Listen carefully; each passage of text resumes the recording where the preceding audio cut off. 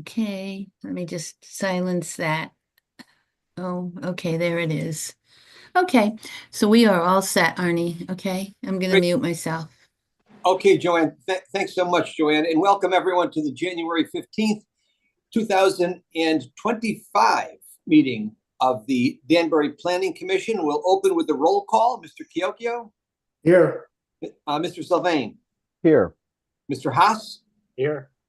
And Chairman Finaldi is here. Ms. Hofstetter is absent at the moment, but if she joins the meeting, we'll note the record accordingly. I will read the standard Zoom intro. This meeting of the Danbury Planning Commission is being held on Zoom as a virtual meeting. Even though this meeting is a virtual meeting, members of the public and interested parties continue to have the opportunity to participate in the meeting in a couple of different ways.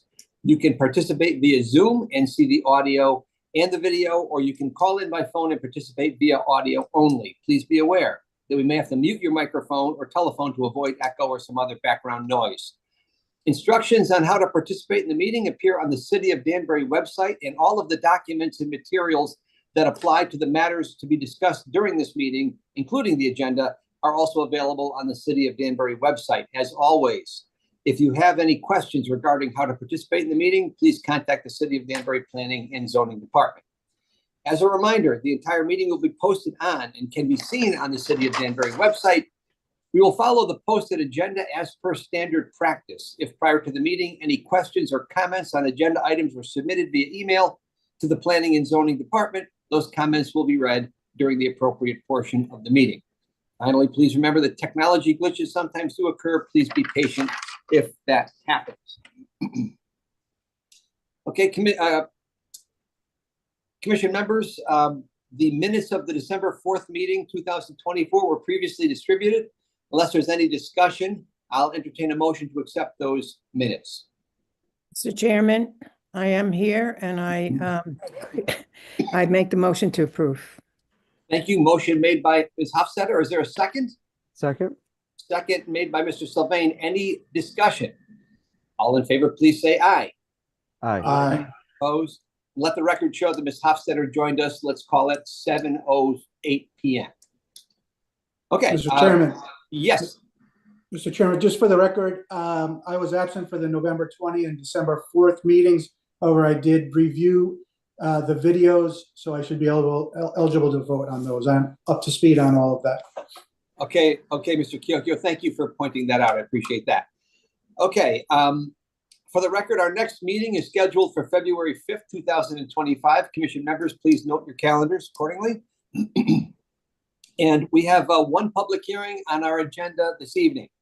Item 1, 55 Newtown Road, LLC, application for special exception site plan approval for fast food restaurant, section 5A2B16, drive-through use, section E3E8, and trip generation greater than 500 vehicle trips per day, section 3E2, in the CG20 zone, 55 Newtown Road, L12023, special exception 803.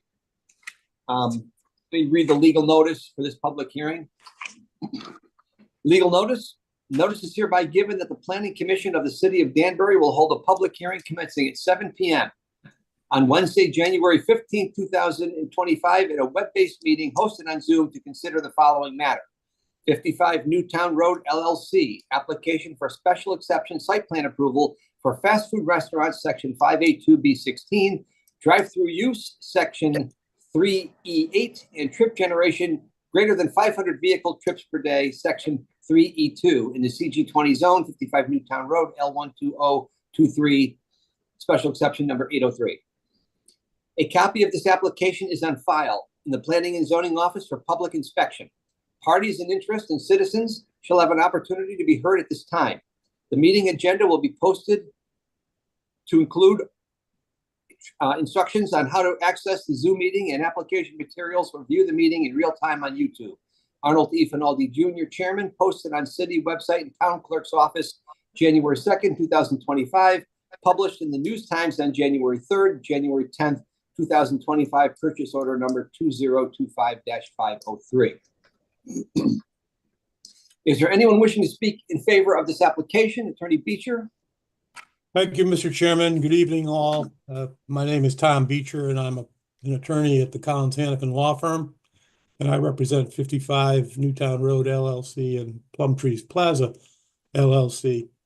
With me this evening are David and Gary Hawley, who are principals of both LLCs, Ben Dodo, who's the project engineer, Charles Baker, who is the traffic engineer from VHB, Ben Gingrich, a principal architect with HSB Architects and Engineers, who designed the Key Bank building.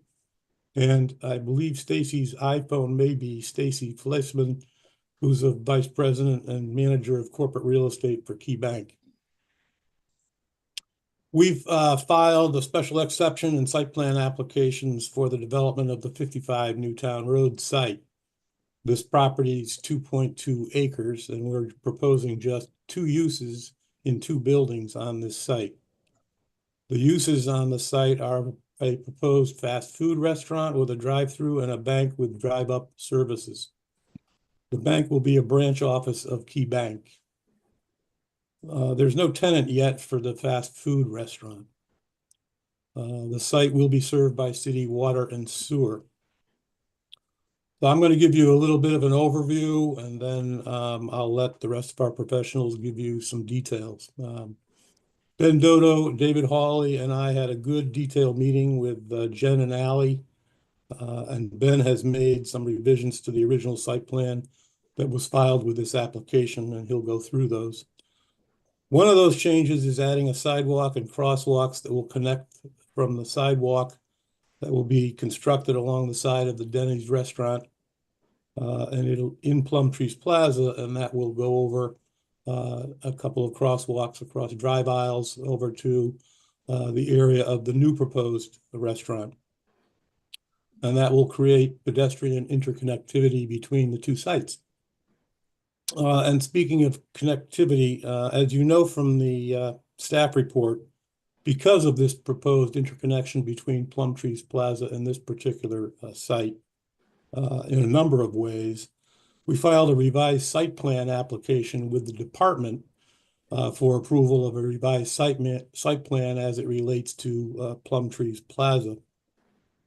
So the department is simultaneously reviewing that application. At the same time, they're reviewing this application along with you for the special exception.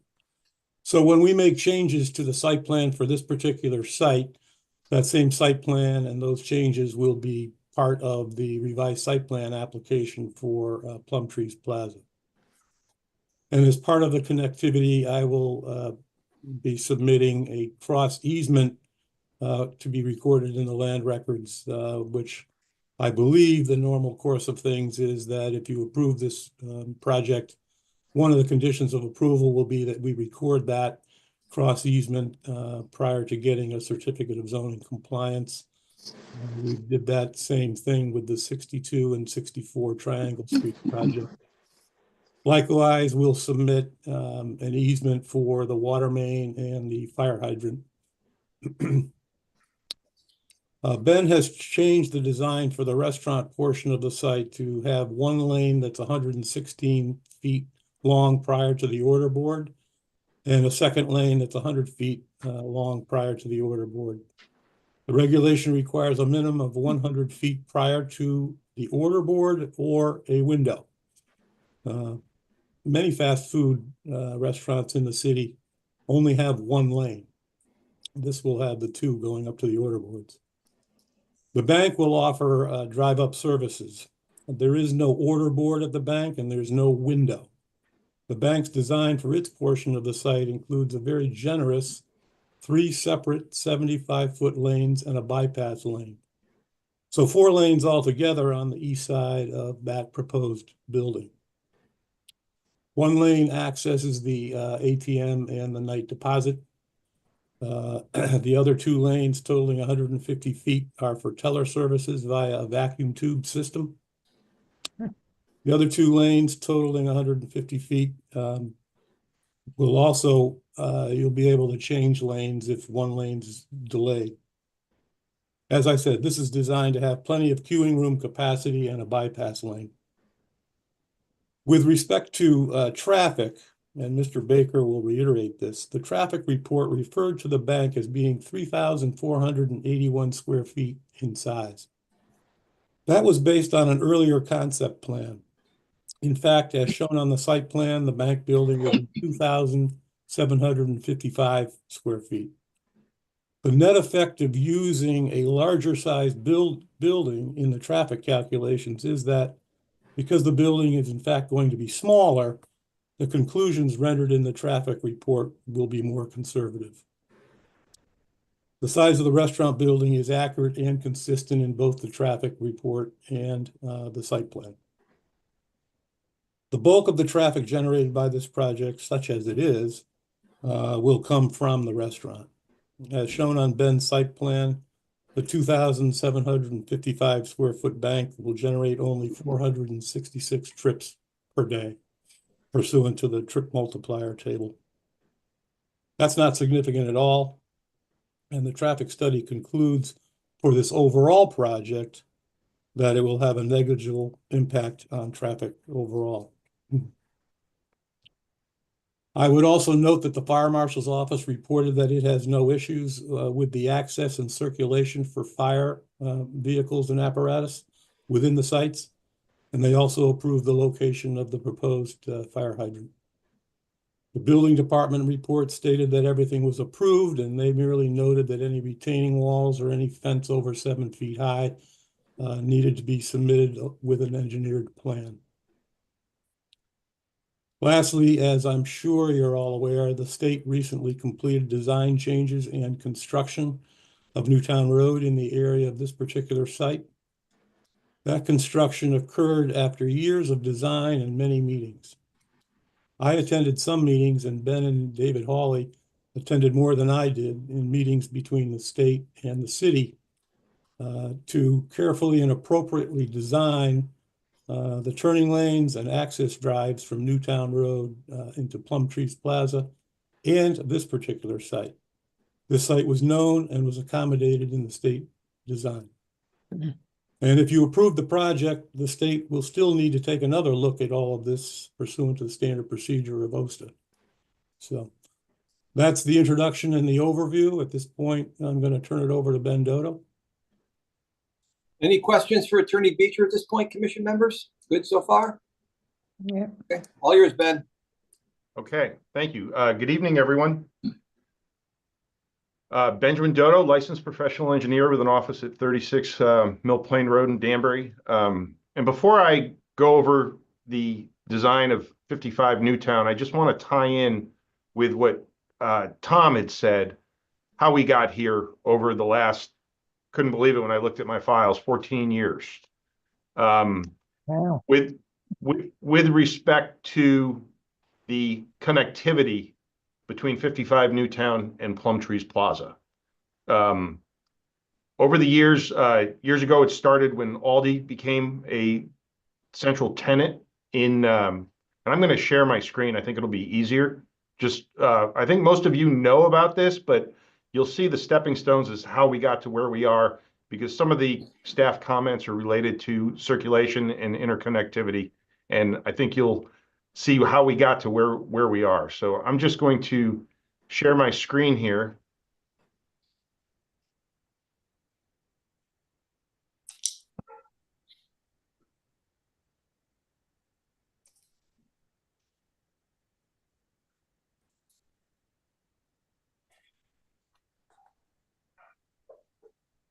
Can everyone see this? Yes. Yes. Okay, great.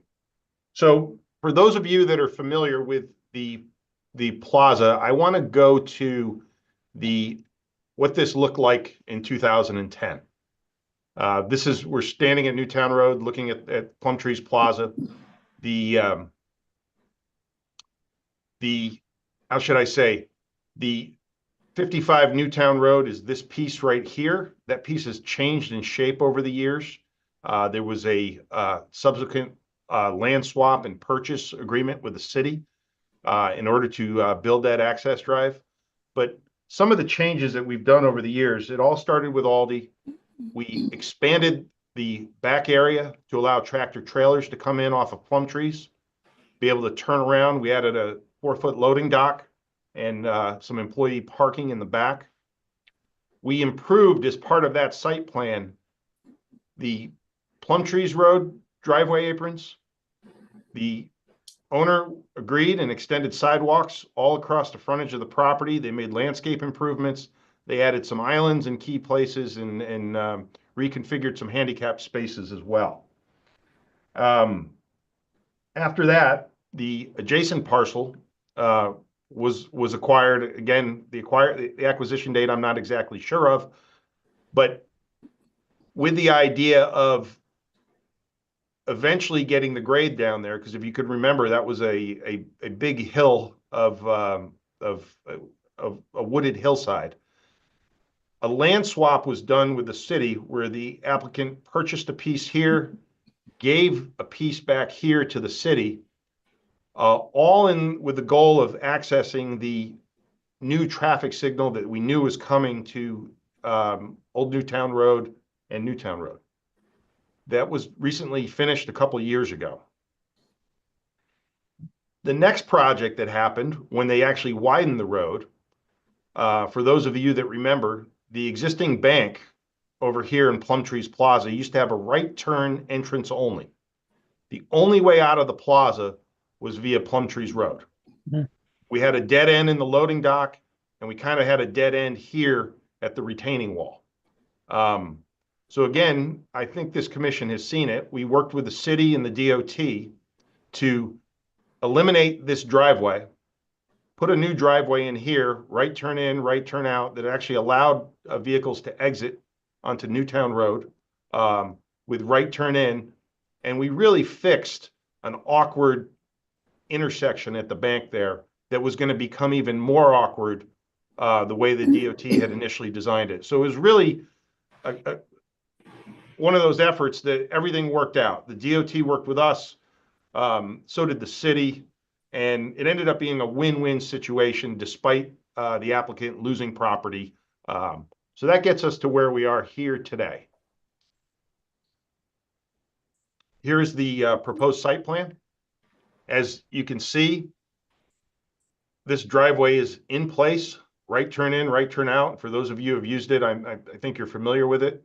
A lot of the traffic improvements on the site had already been have already been implemented. So now the key is, how do we interconnect? We have two existing buildings. So the main interconnection is going to be an east-west interconnection through here. This is the new driveway apron that was built as part of the agreement by the applicant here. In an agreement with the city, the applicant constructed this along with rights to pass and repass. The future plan at this little dead end here is the city is ultimately going to move their Department of Public Works drive that's currently located up the hill on Newtown Road to come down the hill here on the city's property so they can access Newtown Road via a traffic light instead of taking their chances trying to take a left turn out of there the way they come right now. So that's the ultimate goal, and the city can do that whenever they want, when they have the funding and planning available to do that. They'll just simply tie in right here. We put the storm drainage in already, so they can connect the storm drainage into the catch basin and move on. So that gets us to where we are. In the front here is the 2,755 square foot bank with the drive-through lanes that Tom had mentioned. And again, these are curbless lanes. So if you change your mind and want to get out, you have the ability to do that, switch lanes. The bank will, as with any drive-through property or building, needs to have counterclockwise circulation patterns, like at any place you've seen. So we have that. When you're at the bank, you sort of have your own little island here. When you leave the bank, you have the ability to take a right turn exit only.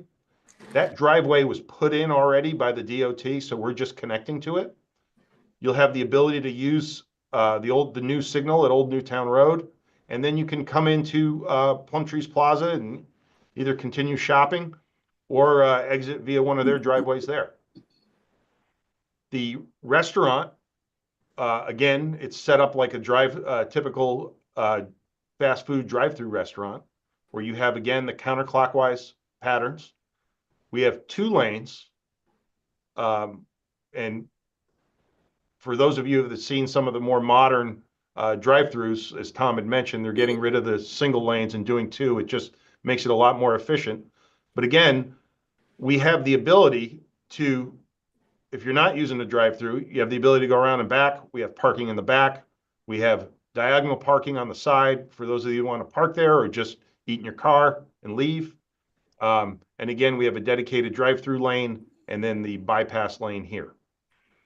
You'll see that the main interconnection is this east-west drive aisle. Everything works here. Some of the comments that staff had were pedestrian connectivity.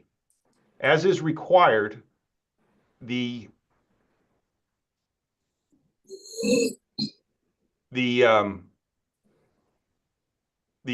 sidewalks in the regulations, if you have more than so many parking spaces, which we do, have to be connected internally. So we're connecting to the DOT sidewalk out on the road into the site. It's connected to our internal sidewalk system.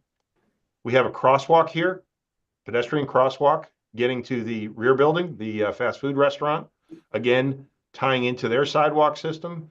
And what's new on this plan, and I think it will address a lot of the concerns that staff had about interconnectivity, traffic calming, et cetera. There's an existing sidewalk system along the entire front of Plum Trees Plaza. There isn't one right here. If I go and here's an image, if everyone can see this, I hope. This is the situation in front of Denny's right now, where there is no sidewalk there. There's just parking spaces along the beginning.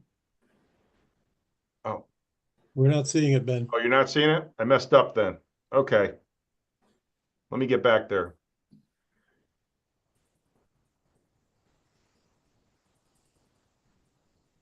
Okay, I gotta share something. I gotta open this other one up then.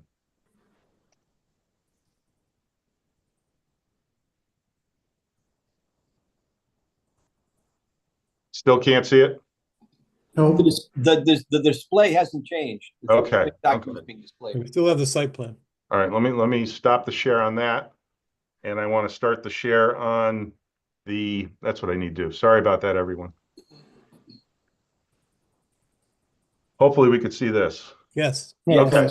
So this is the existing parking facing Newtown Road at Denny's. You can't see the sign, it's a little blurry, where there is no pedestrian interconnection. So it was a little challenging, but what we're able to do is shift these parking spaces away from the building further.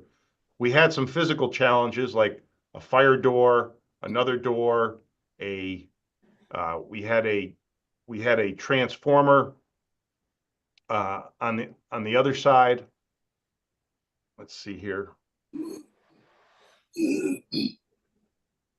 So I'm going to just, if you follow my cursor, right along this way, we pulled these parking spaces back. We were able to interconnect the sidewalk here along the front of the building. We make a little turn because there's a transformer, there's a catch basin. That's all things that we cannot move. But what it does is it gets us, instead of coming through in a lane and through parking this way, it gets us, as it should be, in front of the stop bars at these 2 driveway aisles with a painted crosswalk tying everything together. And at the end of the islands here, we have what I'm proposing is a flush sidewalk. Instead of having ramps and steps, it's just flush with the pavement. You'll be able to see it. You'll be able to walk on it. It'll provide for the pedestrian access and also for some traffic calming by bringing the pedestrian element out into the drive aisle. The drive aisle was reduced. I previously had this drive aisle here at 30 feet. It's 26 feet. The city requires 24. But what I did just before I revised my fire department turning plan. This was part of the application package. that we had given. This was requested by the fire marshal during a pre-app meeting last year. Everything still works. The emergency vehicles can come in from any direction, whether it's the Newtown Road traffic signal, whether it's from Plum Trees Plaza in the front, or even now, which you can't do today, Plum Trees Plaza in the rear. So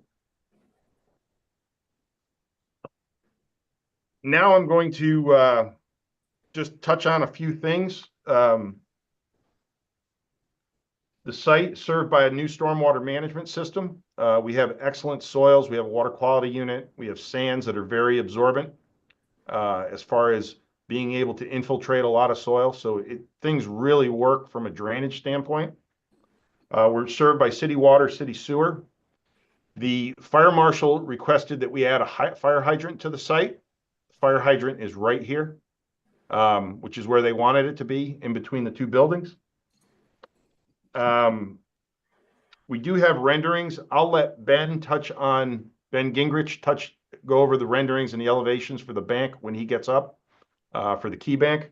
I will discuss the fast food restaurant and show you the renderings in a little bit.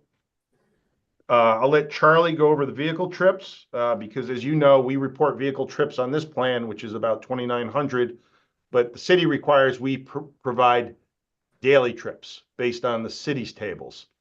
Charlie's are broken down by peak hour, which are really more applicable for a traffic study. As far as we're gonna be served by city water and city sewer as well. There is now city sewer out in Newtown Road. That wasn't there. That was part of the DOT widening project, because when they widened the road, they dug into the old septic system at the bank at Plum Trees Plaza. Plum Trees Plaza is served by the other side, so the state actually brought sewer into the site, not into the site, across the frontage of the site as well. So staff comments, as Tom mentioned, fire and building are fine with it. I'll start with engineering. Kelly, I don't know if everyone received the letter yet, but it just came in about an hour and a half before the meeting. So I quickly looked at it. I'm not going to be able to completely answer all her comments in this format, but I could touch on most of them. They weren't that bad. The project will be phased. That was one of the comments that she had.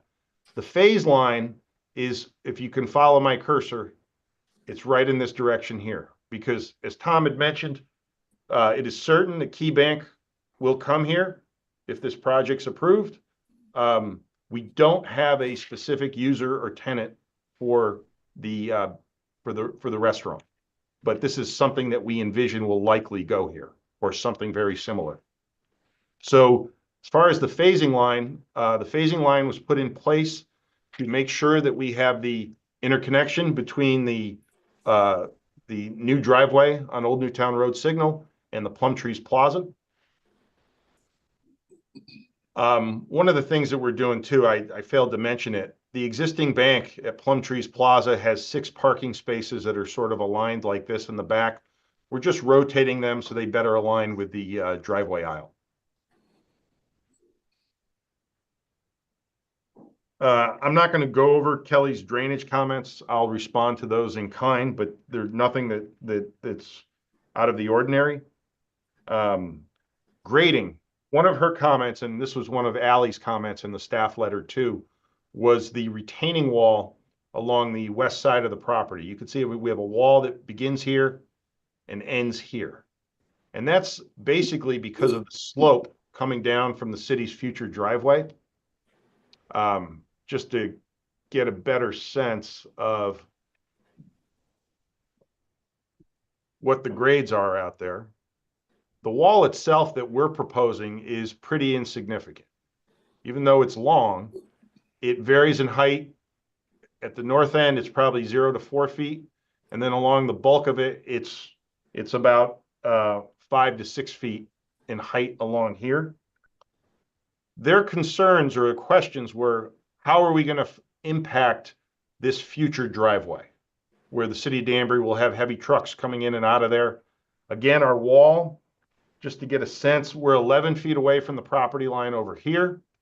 and we're about 17 feet away from the property line there. So a wall that's 6 feet high, its impacts typically don't go back any further than the height of the wall, but we'll give a few cross sections just to do that, and we'll coordinate with the Department of Public Works just so they're comfortable that whatever they do on their property won't impact the wall. And I don't see how it possibly can unless they move their driveway onto our property, quite honestly, which they don't plan to do. So, let's see.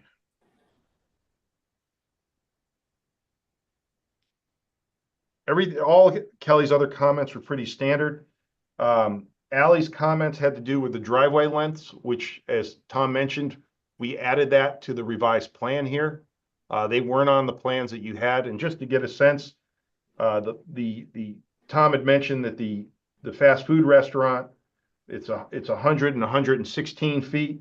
The part that's not dimensioned, and it's not required in the regs, but we have about 105 feet after the menu board to the pickup window as well. So there's plenty of room when you go around there, but that's technically not a requirement. The requirement is from the menu board to the beginning.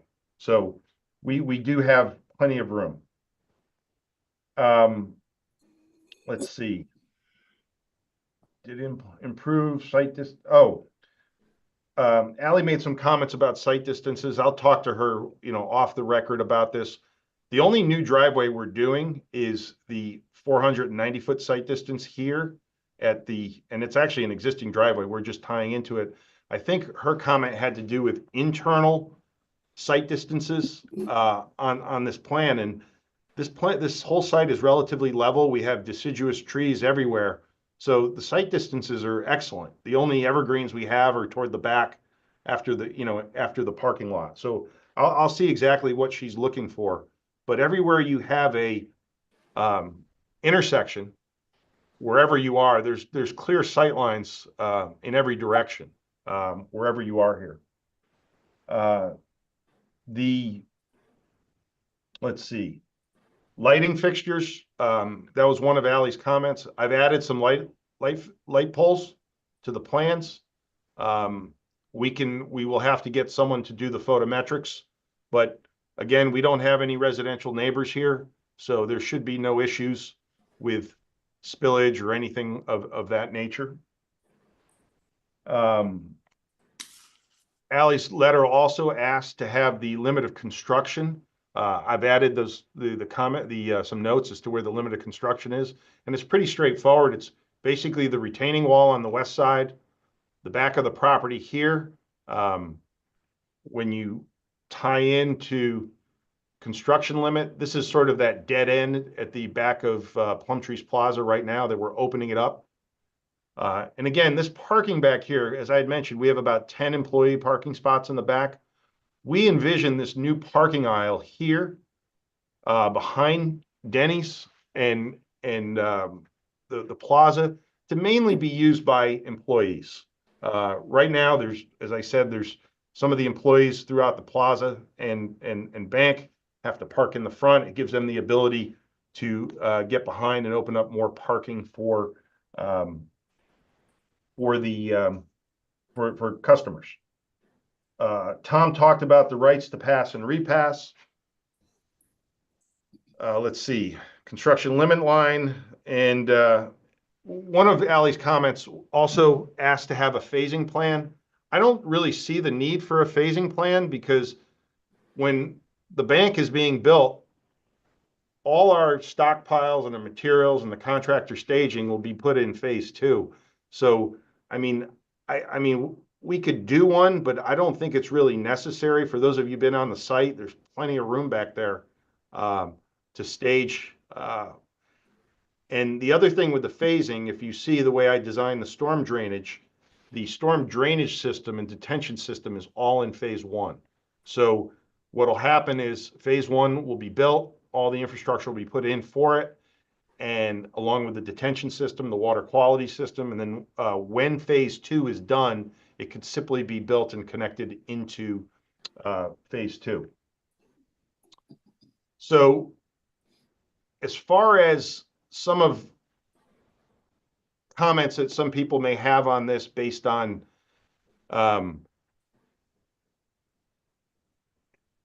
traffic circulation patterns. As I mentioned, we have classic drive-through patterns here and here.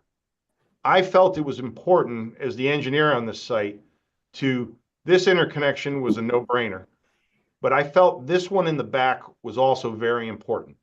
And I felt it was important to make it two ways, not one way. Because this back aisle here for the back of Plumtree's Plaza, the way it works today, trucks will come in here and a few employees, but mainly trucks, make the deliveries, and then they leave. They've been doing it for years. They're going to continue to do that. It just now gives the ability for an employee or maybe a small delivery that they could come out and come this way. And also, if an employee, say they wanted to park in this space back here, they have the ability to just come back out and get out on the Newtown Road. They don't have to drive all the way around the site. Or if a customer parks here to say whether they go to the restaurant or the bank or Denny's, they don't have to drive around, quote, the ugly side of a building, the loading dock rear side of a building. They get to come to the front. Another thing that was considered was, should we interconnect this driveway into the back of the fast food restaurant? I think that would be a really bad idea. The fast food restaurant has these circulation patterns. And if you were to introduce, you can see what I intentionally did here. I put an island to intentionally segregate the traffic and not have traffic patterns where people from here will come in with an opposing traffic pattern to the existing restaurant fast food. And for those of you that have been to a fast food restaurant that's designed properly, I think you know what I mean, that you don't want to introduce conflicting traffic patterns. And then as far as the question of the driveways leading off of this interconnection here, we have one here at the bank, and then 2, 3, 4, and 5. 1, 2, 3 of them are one-way drive aisles. So again, they're one-way drive aisles. Anything coming into the main aisle has a stop sign and a stop bar. And obviously anything that leaves is one way in the opposite direction. So I'm going to leave it at that. I think I've addressed most of the comments. Sorry it took so long, but I just want everyone to understand there's really a history to the site and how we got here over the last 14 years. And I think if this is approved and constructed, I think it'll be, what we envisioned from the beginning. And now when I say we, I'm saying myself, the city and the DOT in working with this, with the interconnections. Be happy to answer any questions, or I can wait till the end. Any questions for Ben at this point, commission members? I guess not, Ben. Thank you for a very comprehensive review. No, you're welcome. Sorry it took so long, but I thought it was important to give the history to everybody here. Sure. Yep. Mr. Chairman, next for us would be Mr. Baker on the traffic. Great. Good evening, everyone. I'm Charlie Baker with VHB, and I'm a licensed professional traffic engineer. We prepared a traffic impact study to evaluate potential off-site traffic impacts of the project, and I'll just briefly summarize the results. Study area for the traffic study included 5 intersections, including the signalized intersections of Newtown Road at Old Newtown Road and the site driveway, the signalized intersection of Newtown Road at Plumtrees Road, as well as 3 existing unsignalized site driveways.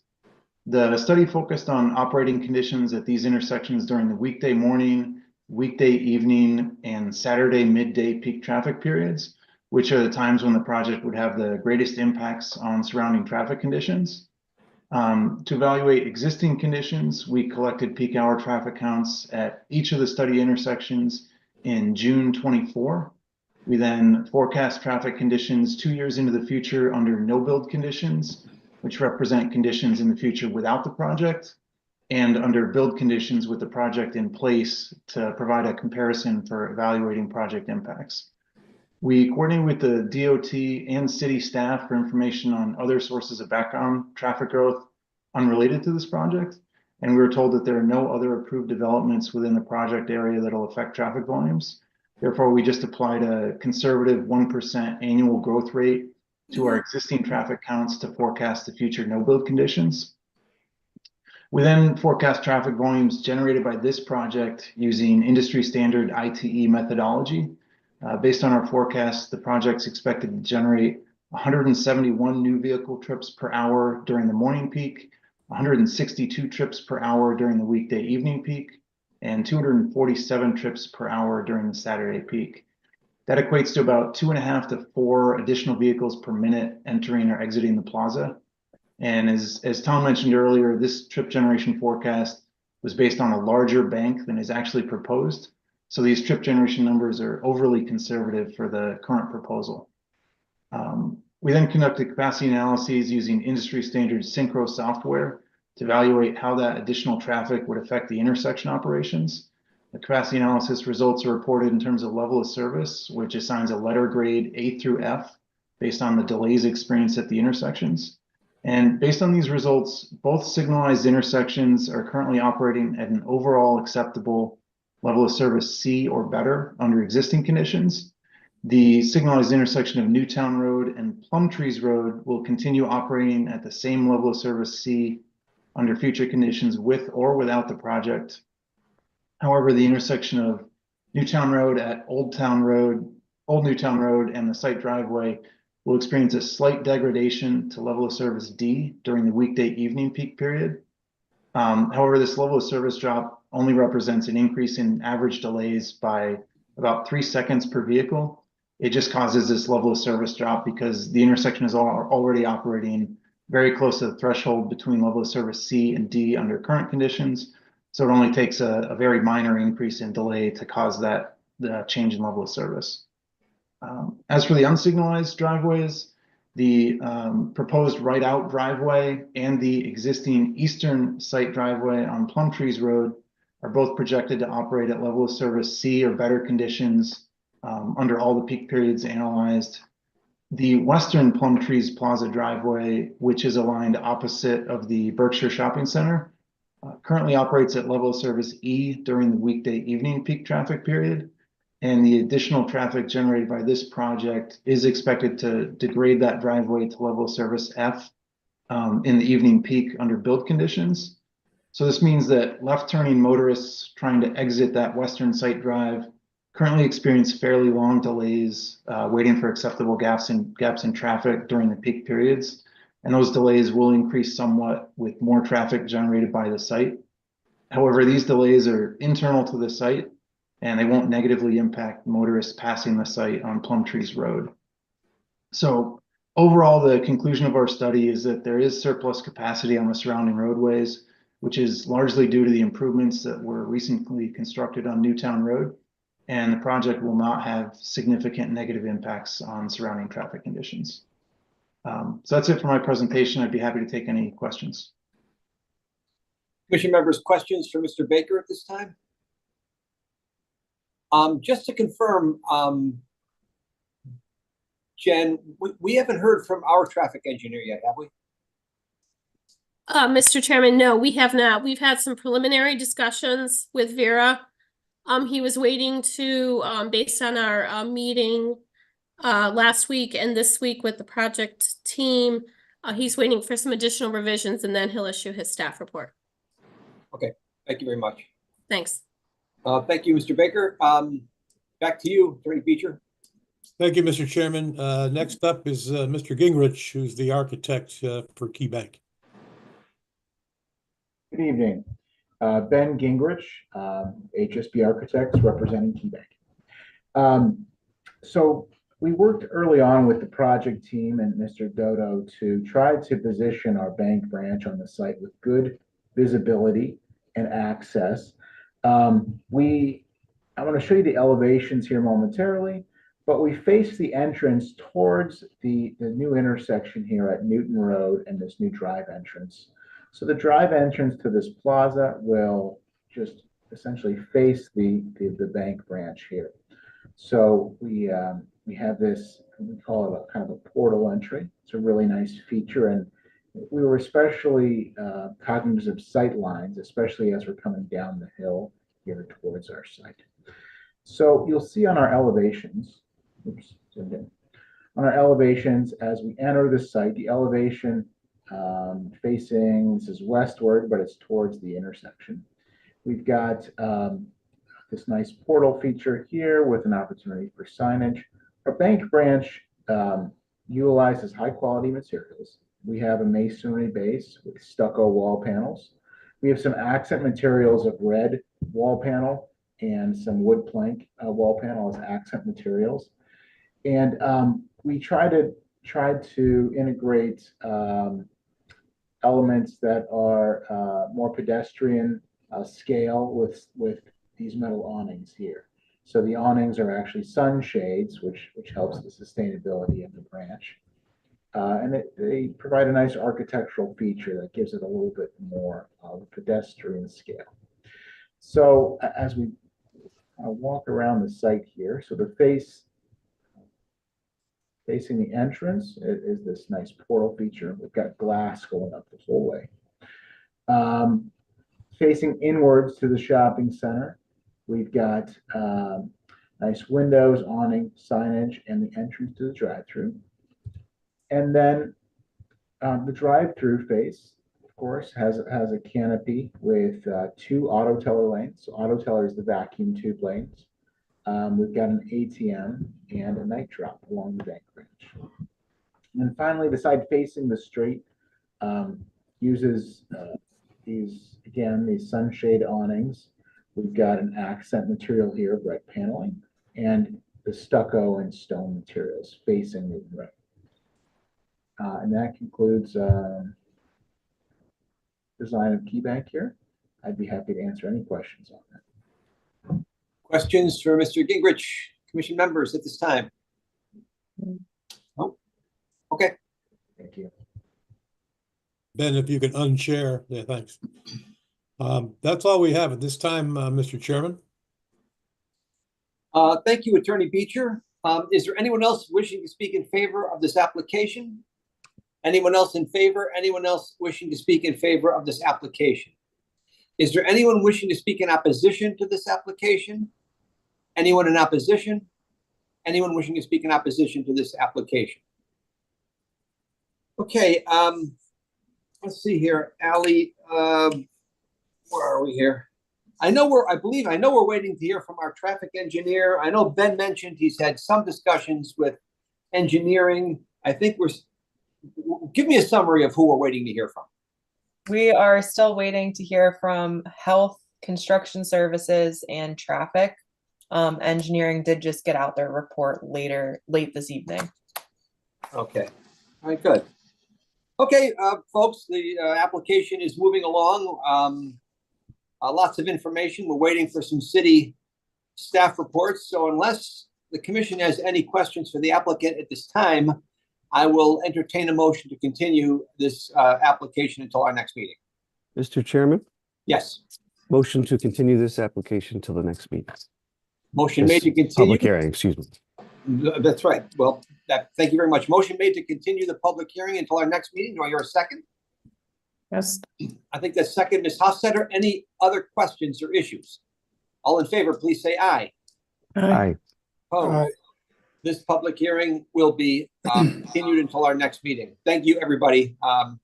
Thank you. Thank you. Okay, we're going to move right to our next item.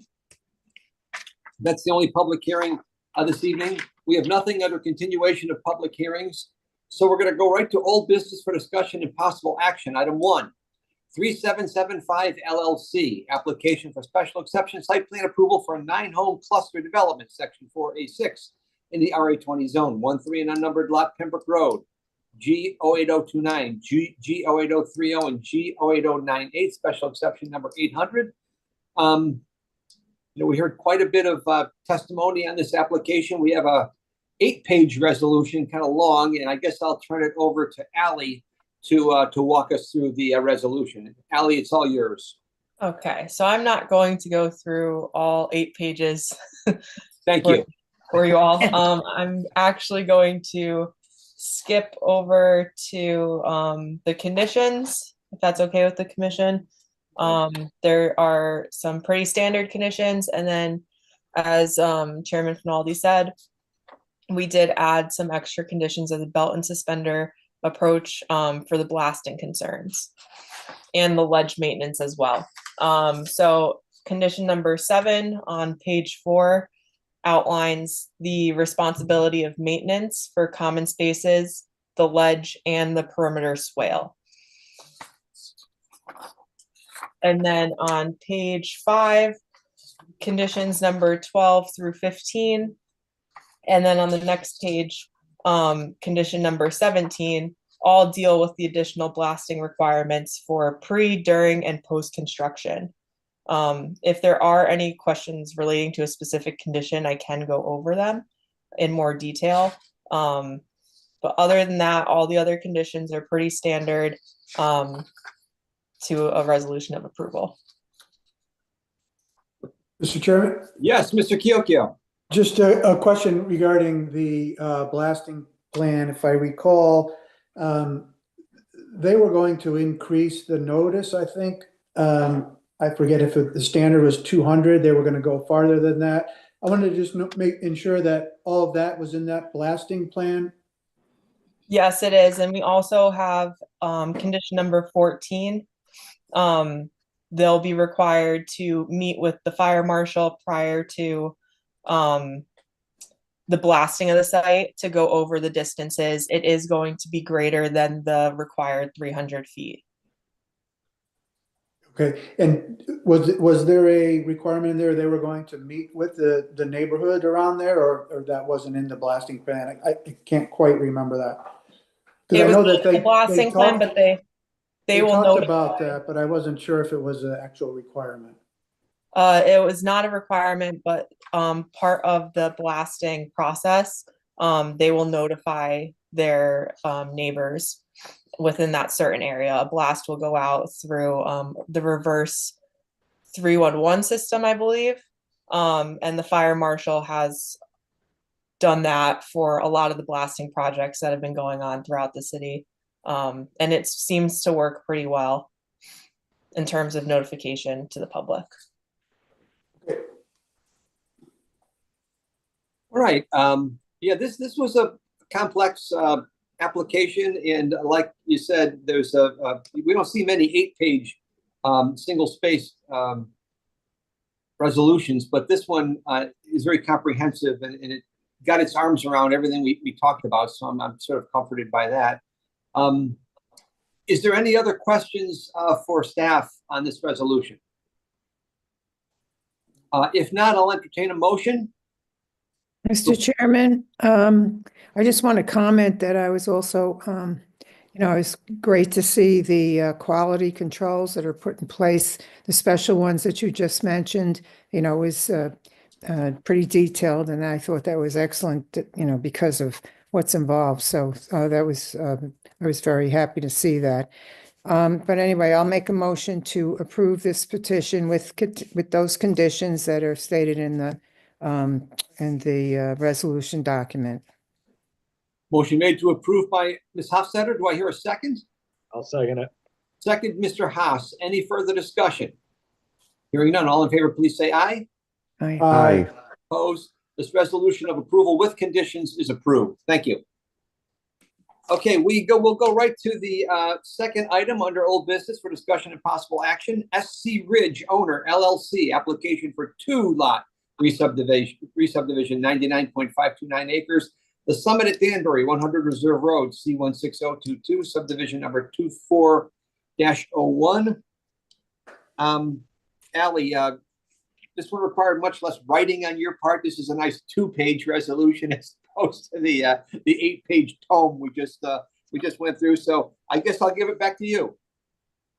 Actually, Mr. Chairman, I'm going to take this one. My bad. Go ahead, Jen. Nope, that's okay. Thank you. For the record, Jennifer Eminger, Deputy Planning Director.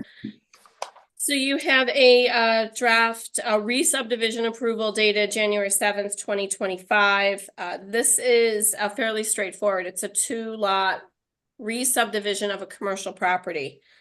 Again, the only 2 conditions that you see, excuse me, is filing the subdivision map and compliance with the map. And I just wanted to remind the commission, and it's in the text at the body of the approval. Any changes to the use of the property, any site plan related issues will require it to comply with the master plan, the Summit Master Plan. So that's all I have, if you have any questions. And also, Jen, just as a reminder, this is a re-subdivision because the Correct. owner took their first cut. So that's what pushed, this is what moved this in front of our commission. Correct. They took a long time ago, I think as part of the reserve, the bigger piece, which left what we call the donut hole. They had already taken the first cut, so any further subdivisions is considered a re-subdivision. So in this case, the bigger 99-acre parcel splitting that results in the re-subdivision. Thank you. Thanks. Commission members, any other questions for Jen on this resolution? Hearing none, I'll entertain a motion. Mr. Chairman, Yes, Helen. I'll make a motion to approve this petition with the administrative comments that are stated within it. Thank you, Helen. Motion made to approve by Ms. Hofstadter. Do I hear a second? Second? Second by Mr. Sylvain. Is there any further discussion? Hearing none. All in favor, please say aye. Aye. Aye. Opposed?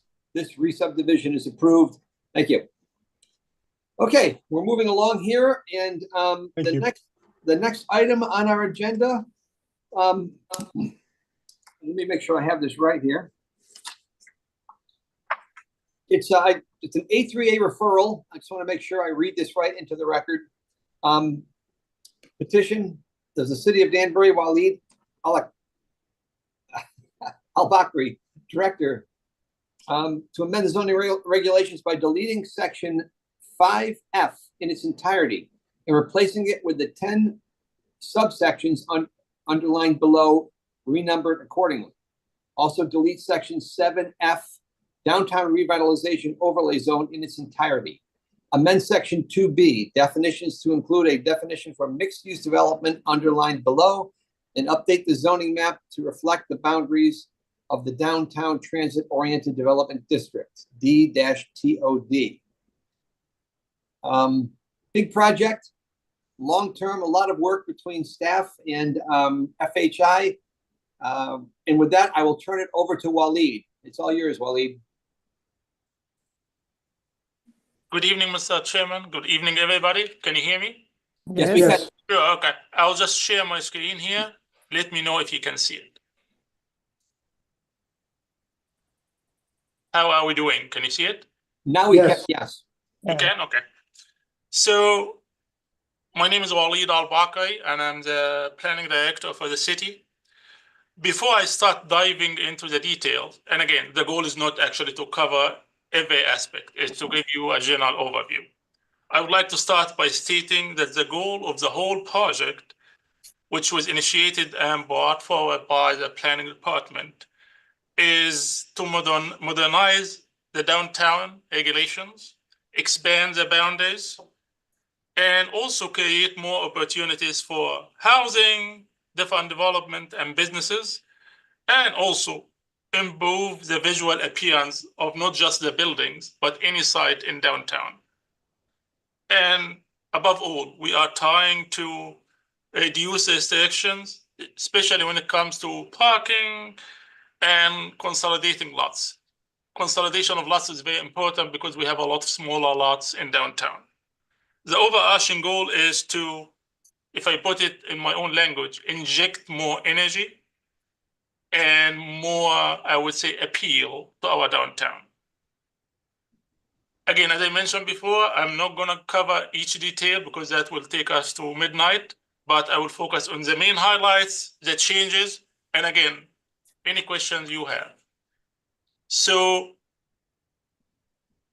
very quickly, I would like to start with an outline so that you actually have an orientation of what I'm going to talk about. First, I'm going to talk about how did we start the project and the timeline. I'm going to very quickly go over some of the key findings of the background study, which I believe some of you were involved in, but just I will give you a refresher about the main points. After that, I will cover the 7 objectives of the project that helped guide us when we were looking at what to do.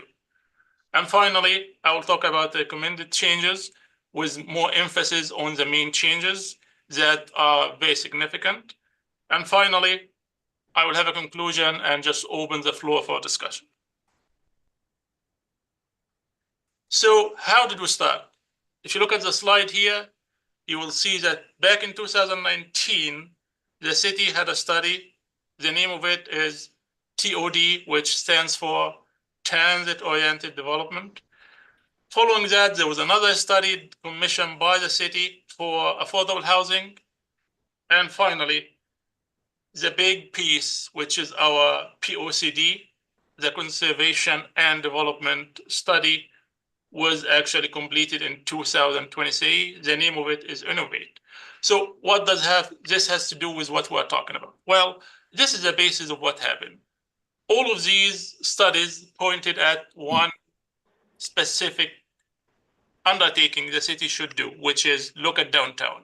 There are opportunities in downtown that were not capitalized on, and all of them said that the city should look at our zoning regulation, which are really outdated, and see what needs to be done. So what happened after that? So back in, and again, if you look at the slide here, back in the summer of 2023, the city started, along with the consultant, working on the study, which is a background study to know what's going on exactly in downtown. The goal was to finish all of the project and the zoning amendment by fall 2024. So we are behind schedule. Unfortunately, the project stalled and we are almost a year behind. And we are here, if you look at the arrow, winter 2025. So back in January of last year, we started working again on the project, and I'm very glad we were able to reach the point we are at now. So one thing that I'm going to focus on now is the existing conditions, because this is what helped orient us on when we were looking at the zoning regulations. So I'm not going to cover all the details or the findings of the background study, but the main ones you will see here on the slide. One thing to look at is that our downtown, which we call CPD, that's basically Central Business District, is a pink area here. And it's about, as we speak now, 210 acres. And as you can tell, it's surrounded by some areas that have different zones, and they actually belong in the expansion of downtown. Currently, as we speak, the study found out that we have almost 7 different districts. All of them should be consolidated in one district. And also we have 2 overlay zones, which makes it very difficult when you are doing any business in downtown. So the goal it was, well, we have opportunities to expand downtown and also consolidate all the, what I would call confusing overlays and zoning districts. That was one thing that actually the study looked at. What else? Well, one thing that we found based on the finding of the study, and I know it's not a very clear image, but if you look closely, you will see that the very dark color here shows the buildings that were done after 2000. And as you can tell, there are not many, very few.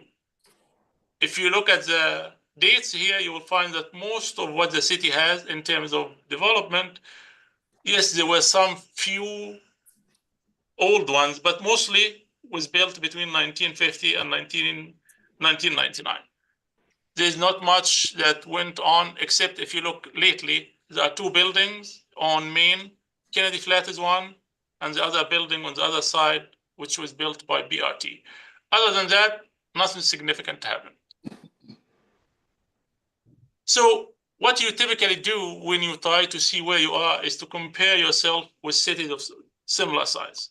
When the background study was done, we were way behind in terms of density compared to Stamford, Waterbury, Bridgeport, And we were similar to Norwalk. However, one thing that I would like to caution here, in Norwalk, since they did a lot of changes. So this actually is a slide I'm showing, does not represent what Norwalk has now.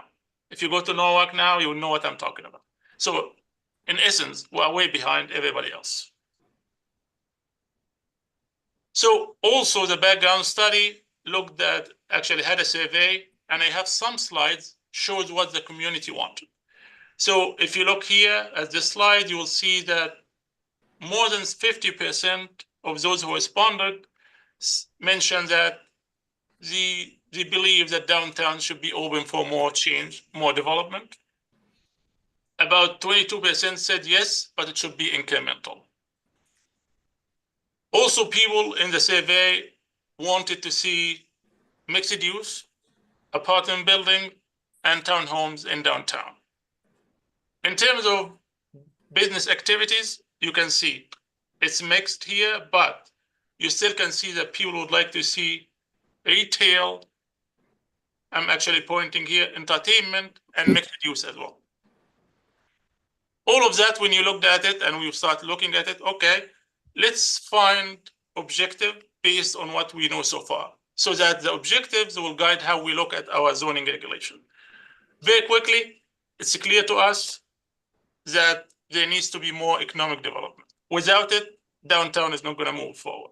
Also, as indicated by the survey and what we found elsewhere, people would like to see mixed use.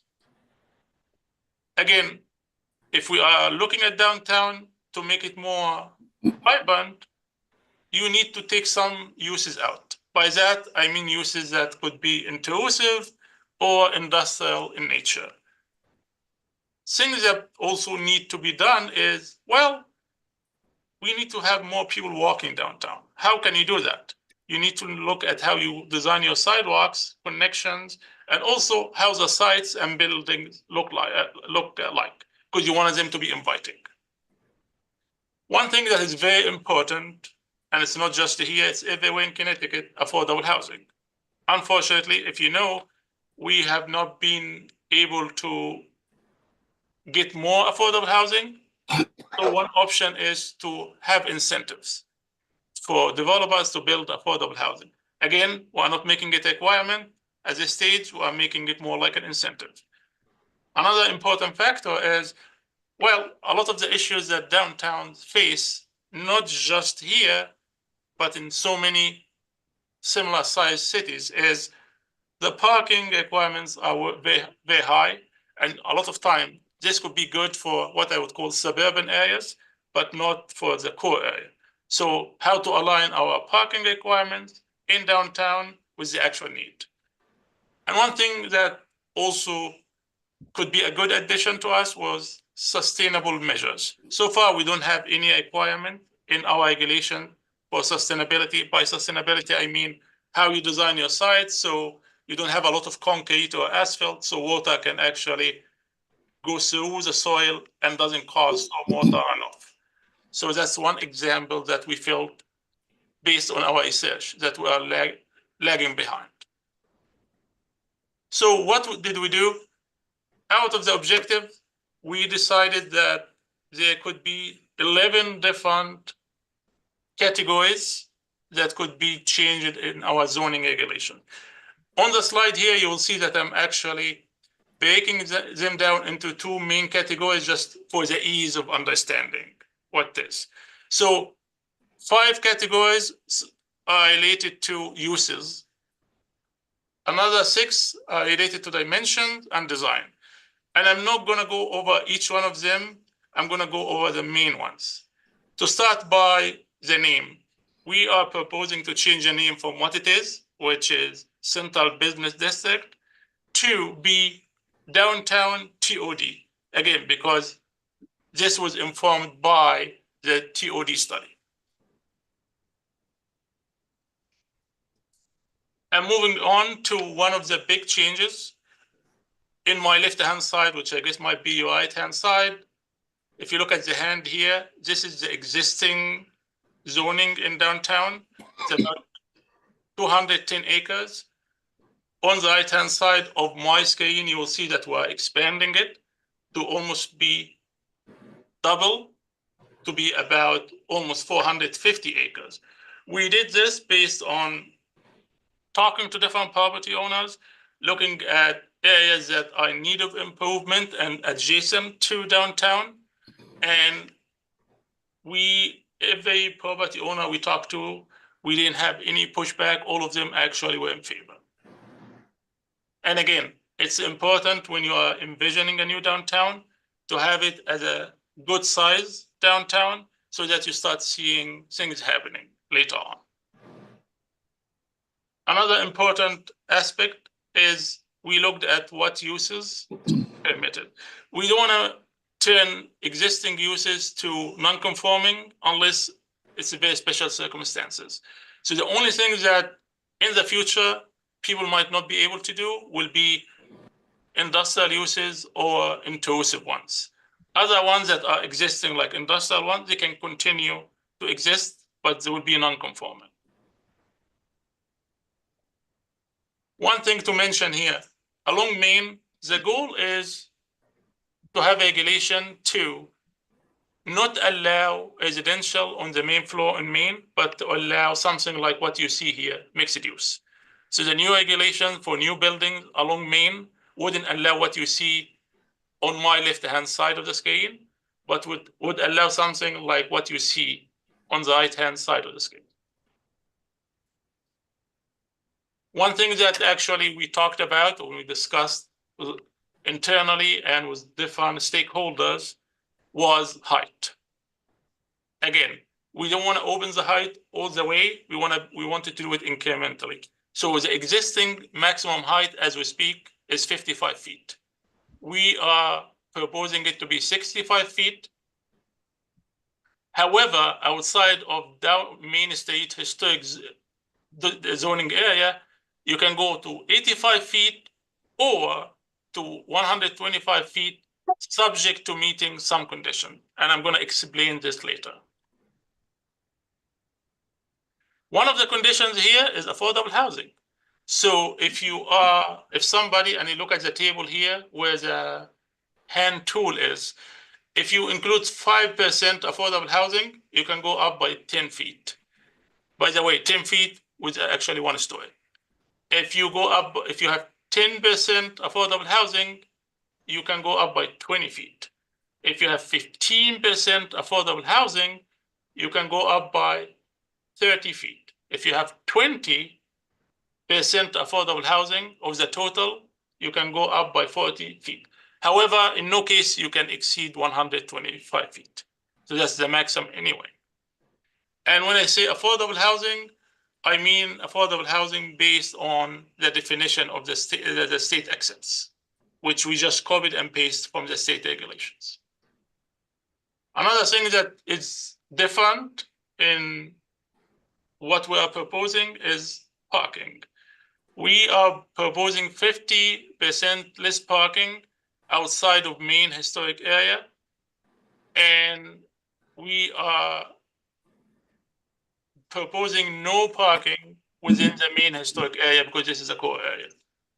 And of course, we have in the language of the regulations some leeway that allows folks to actually have less parking, either by paying cash in lieu or being very close to our public parking structure, or doing improvements equivalent to the fee of a parking space. Improvement could be something for the public, like an open space or a green space or some kind of art design. So we have different lists for that. And again, this came out of talking to different stakeholders as well.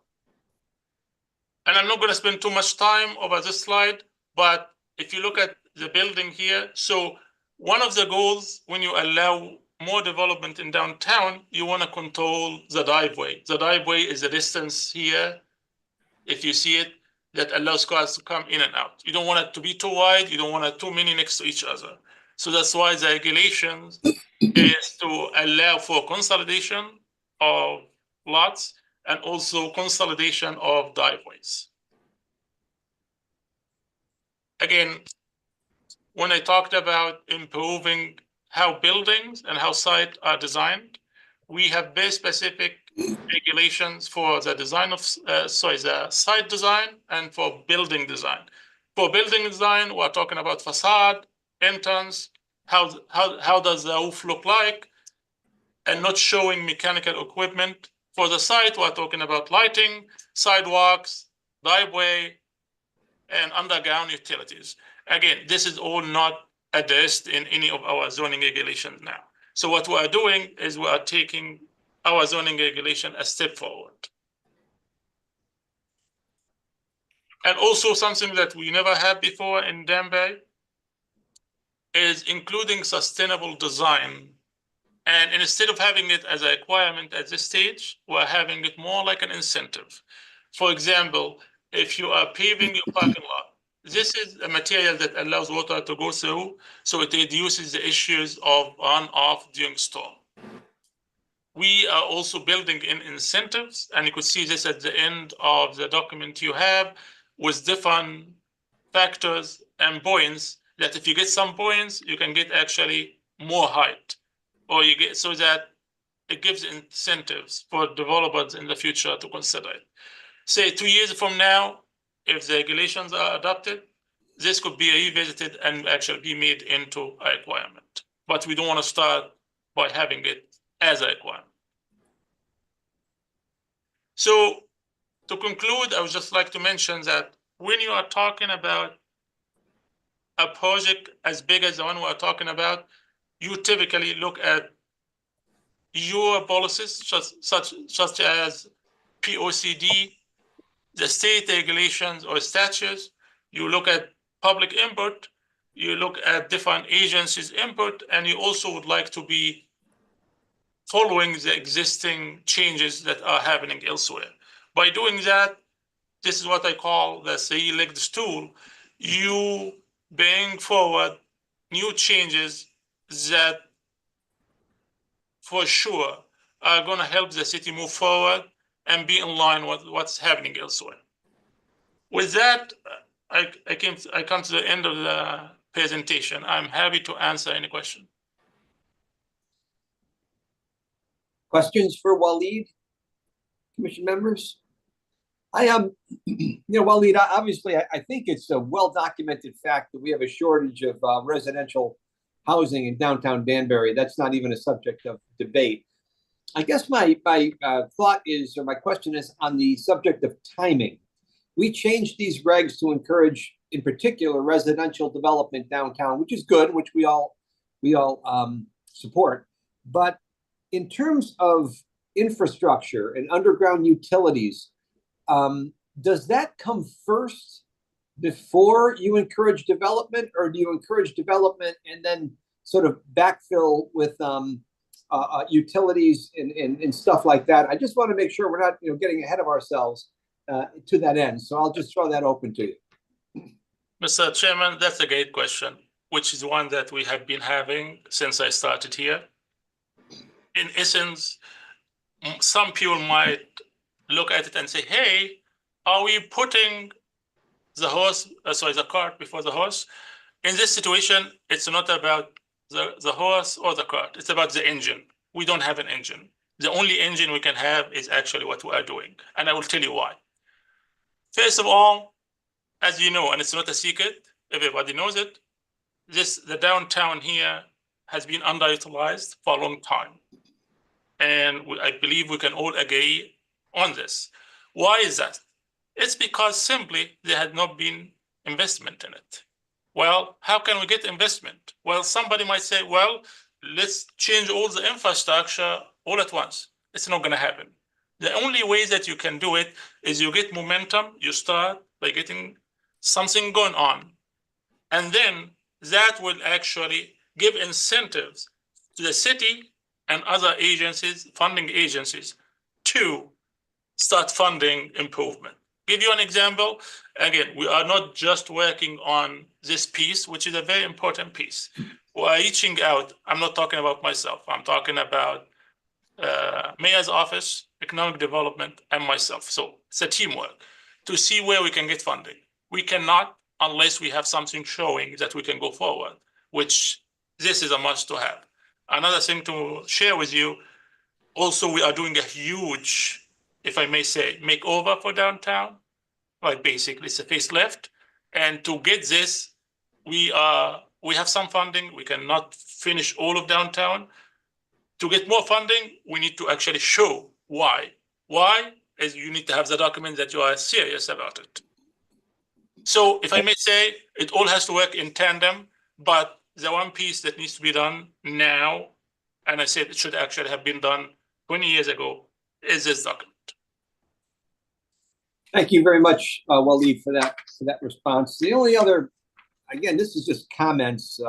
This is a referral. I know that zoning are the ones that ultimately approve this. So, but I would just say that, just FYI, I personally worked downtown. I was down there at 248 Main Street from 1985 to 2005. So I spent 20 solid years living in Danbury, driving to Main Street and working in an office building there.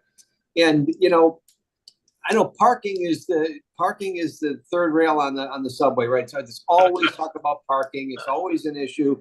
I know to help increase the density, we're cutting back on the parking requirements, and I understand that you got to put them somewhere. I understand the concept, but I just have to admit I'm a little bit concerned about cutting parking. Now, I will tell you that when I was down there for 20 years, the parking garage on Library Place did not exist. Okay. So, and I worked right in front of it. So literally the day I moved out, they built a brand new garage. It was kind of funny, actually. But I just wanted to get on the record that you just don't know about parking. You know, at one time here in the city, the parking regs were inadequate for medical buildings. We had North Street with people parking in the grass and everything. And then we overcompensated. And some of the medical buildings at Germantown have way too much parking. So I just wanted to throw that out there as a thought. You know, parking is tricky, and I hope we get that one right. Back to you, Mr. Chair. Of course, it is. It's always an evolving situation. And I have been in different communities and as a consultant and also working for cities. Different folks or different communities have different perception. And I can tell you quite honestly, some areas it works perfectly. Some it didn't work, but again, just for the record, what we are saying here in the new,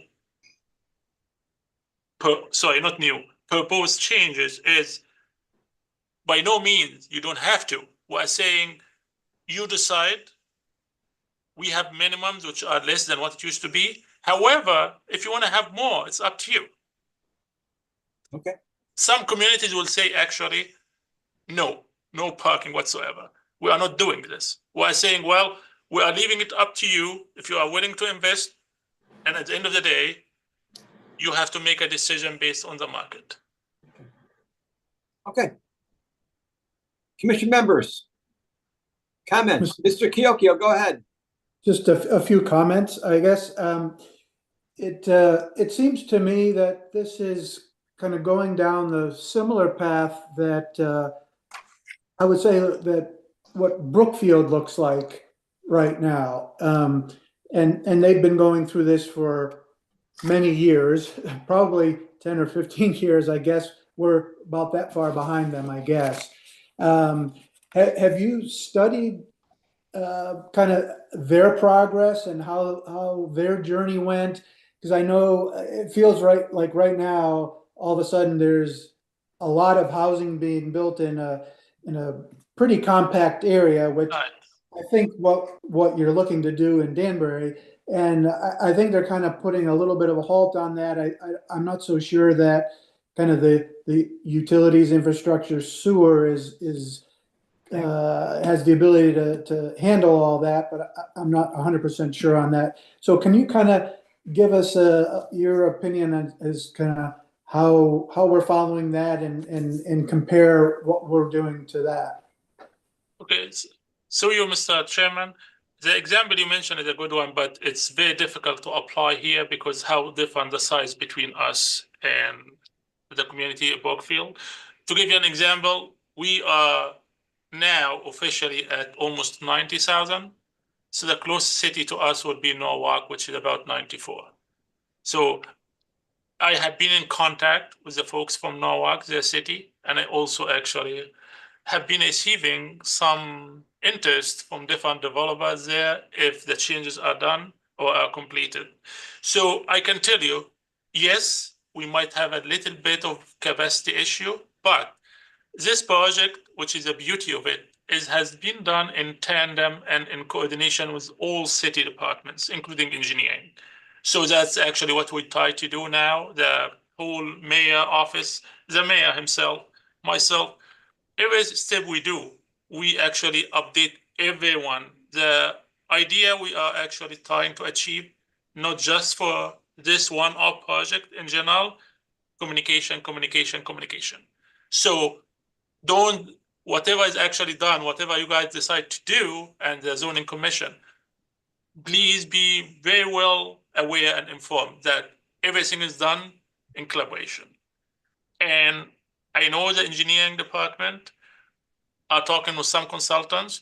There are ideas in many communities that we got to know about where it allows you to do some development without doing major changes for your infrastructure, something that never happened before. Example was given to me, and again, I'm not an engineer, I'm trying to say what I understood. And instead of, say, for example, we have a major project, back in the days, engineers will say, hey, we need to actually change the pipes and make it bigger, water or sewage.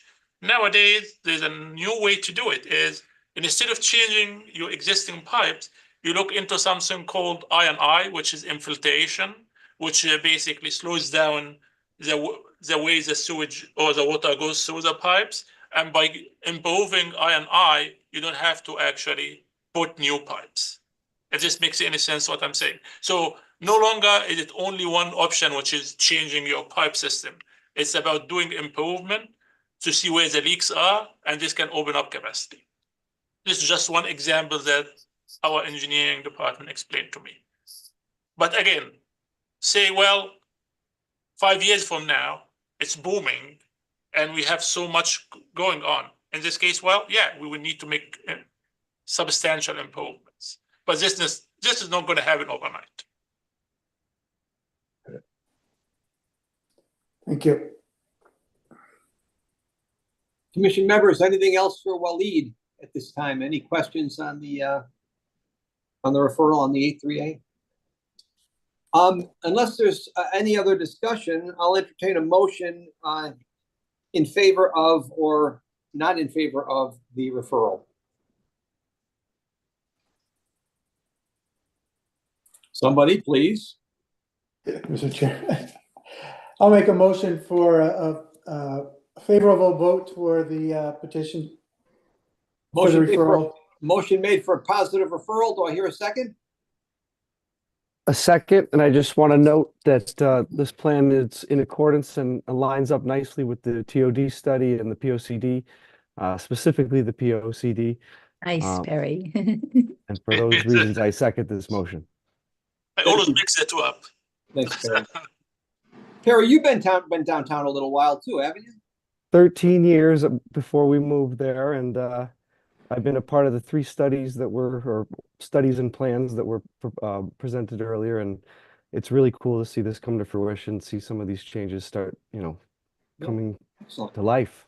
We'll see downtown come to life, hopefully.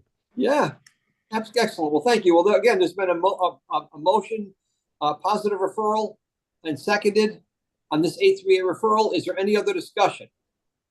All in favor of a positive referral, please say aye. Aye. Opposed. This matter heads over to zoning, and Waleed, I wish you good luck with the zoning commission. Thank you. Thank you.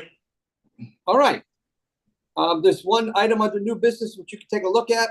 Commission members, also under correspondence, you'll see the schedule of our regular meetings for 2025. Please note your calendars accordingly.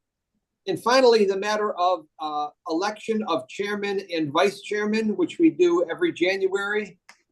Would anybody like to nominate some poor soul for chairman of the Danbury Planning Commission? Mr. Chairman, I'll nominate yourself again for chairman. Thank you, Bob. Motion nominated. Do I have a second for that nomination? I'll second it. Second, Mr. Haas. Any further discussion? All in favor, please say aye. Aye. Aye. Opposed.